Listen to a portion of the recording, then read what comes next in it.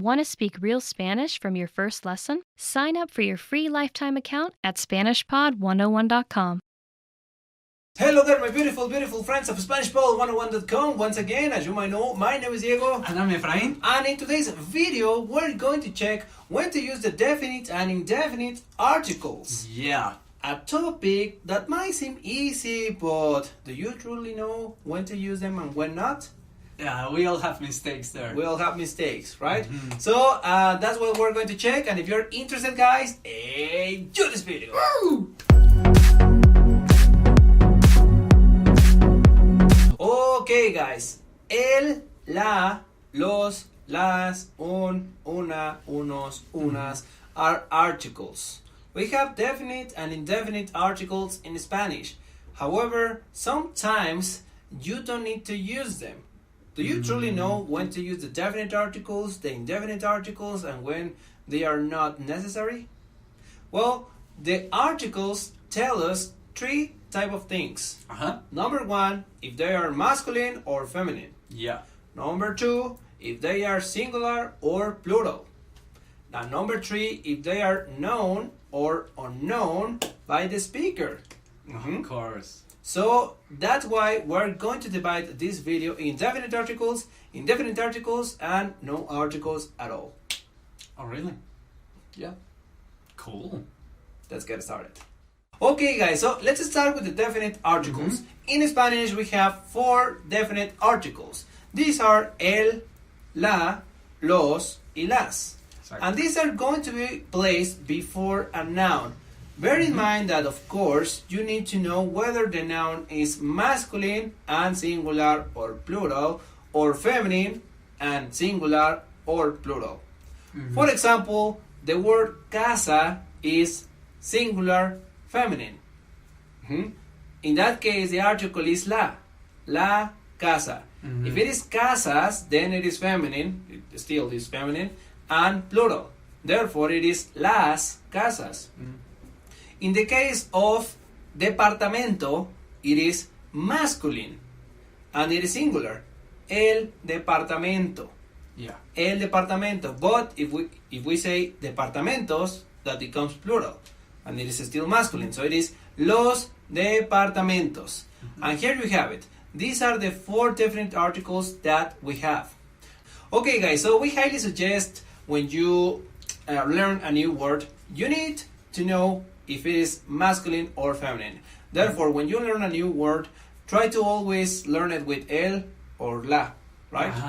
Always, always, always. Okay, guys, now we can do a whole video talking about the genders, but bear in mind that there are so many exceptions and special cases. Yeah, sometimes it is not easy to remember if something is masculine or feminine, because sometimes it's even confusing, right? Yeah. Such as agua. So it is el agua, but it is a feminine word. And aula is feminine word, but it is el aula, right? Okay. And we have more exceptions, and we can do a whole video talking about it, but in today's one, we're going to check only when to use the definite, indefinite articles, or no articles at all. Yeah. Okay? Muy bien. Now, let's continue with this. These articles can be contracted when used with a preposition. So we have here two prepositions, which is the first one a and the second one de. When a is combined by el, we don't say a el, we say al. For example, you don't say voy a el cine. No. You say voy al cine. Okay? This mistake is very common with beginners, so bear in mind this, okay? A plus el, al. Yeah. Voy al cine.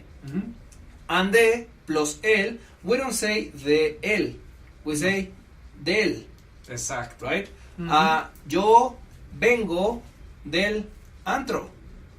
Okay. Yo vengo del antro. Good. So, well, obviously in this case, antro is masculine. That's why it is de el, contracted, del. And cine is once again masculine. So that's why it is a el, we contracted, al cine. Muy bien. Now the thing is, when should we use the definite articles? We have two situations where we use them. Yeah, the first one. When we are talking about something in particular.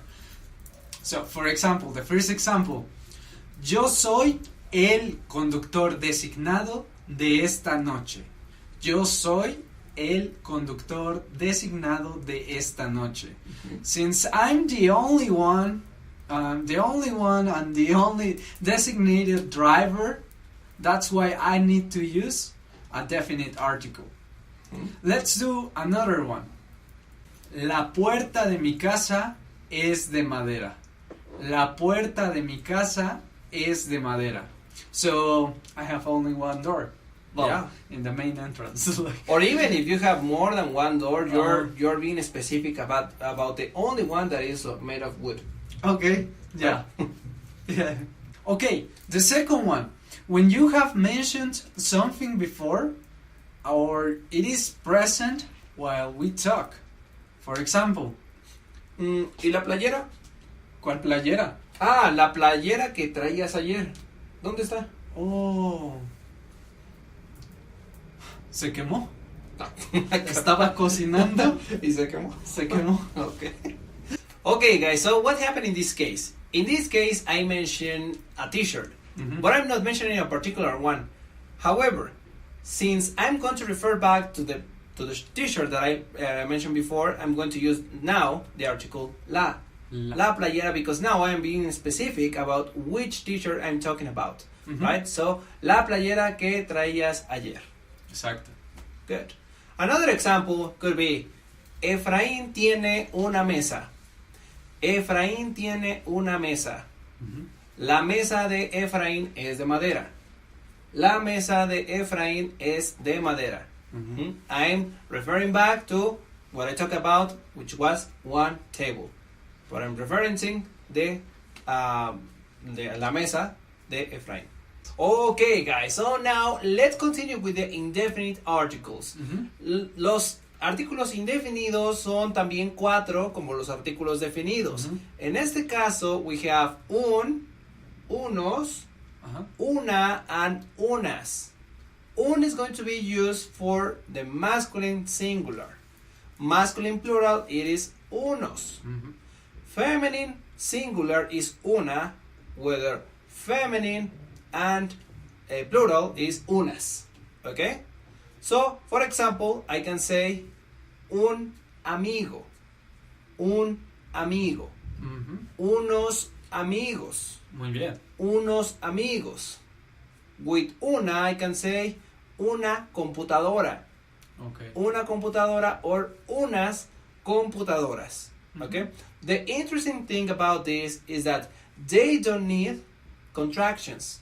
As in the definite articles, they don't have contractions. Okay? Mañana voy a una boda. Mañana. Mañana voy a una boda. So we don't contract una, no? Or mañana voy a un concierto. Oh, muy bien. Voy a un concierto. Exacto. You don't need to contract there, right? Yeah.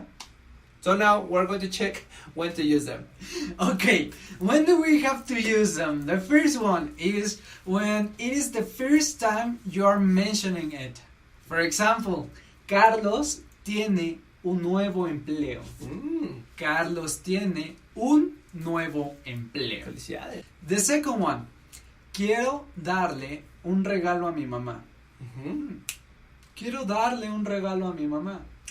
Okay, the second use is that there are many other things like the one you're talking about. For example, necesito algo con qué escribir. ¿Me pasas una pluma? Okay. Yeah.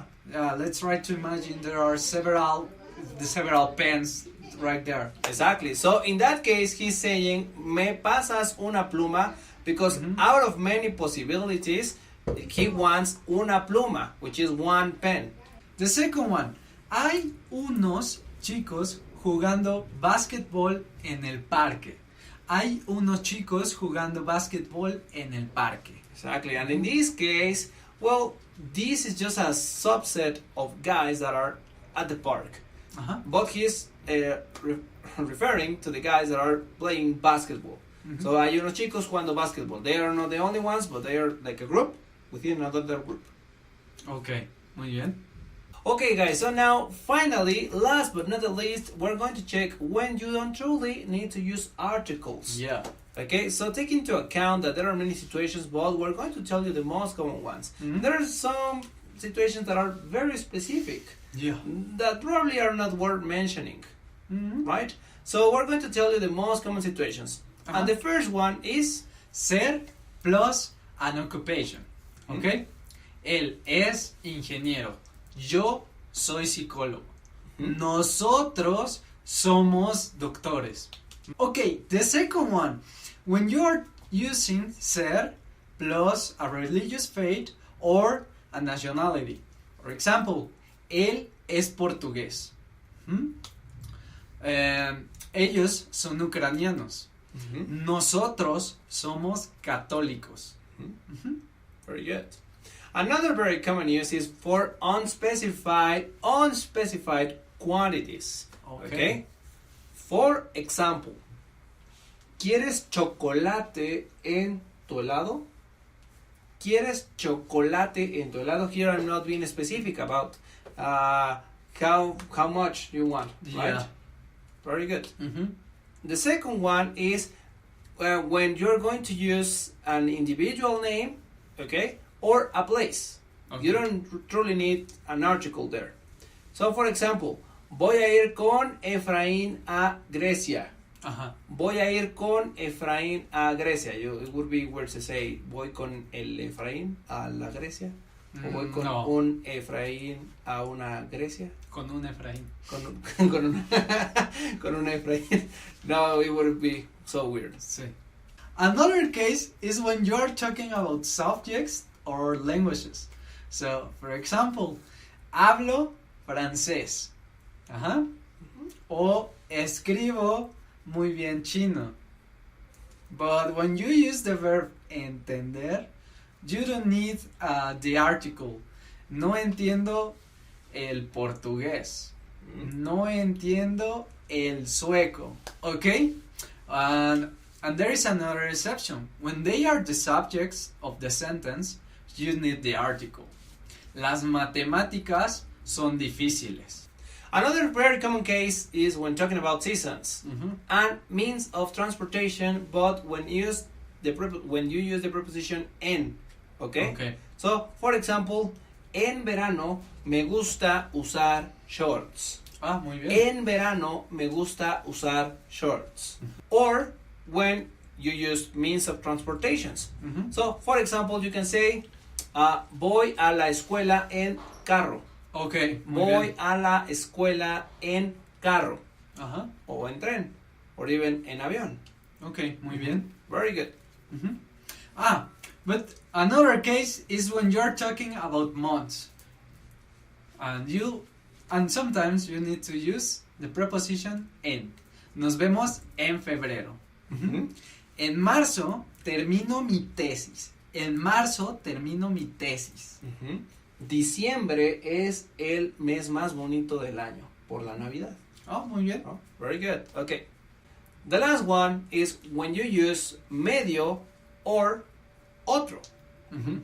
For example, tú y yo nos encontramos a medio camino. Tú y yo nos encontramos a medio camino. Muy bien. In the middle of the road. ¿No? O puedo decir, quiero otro café, por favor. Quiero otro café, por favor. We don't say, quiero un otro café. No. Quiero otro café, por favor. Yeah. That's it for today, my beautiful family of SpanishPod101.com. We are very happy to have you here again. Please give us your thumbs up, write your comments down there, click on the notifications, and subscribe to this channel. Well, before subscribe to this channel and then click on the notifications, because you have to be a follower before that. Your logic, man. Well, anyway, and don't forget to get your free lifetime account at SpanishPod101.com. Where you can get your free lifetime account as well. No, man. ¿No? PDF cheat sheets. And the PDF cheat sheets. See you guys. Nos vemos.